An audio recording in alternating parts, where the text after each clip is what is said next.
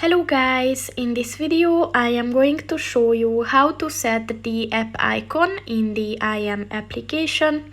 But first I just want to mention, don't forget to subscribe to my channel, because at 10,000 subscribers I am going to show you my whole YouTube revenue statistics and growth strategy, as well as how to make money online. Let's jump into it.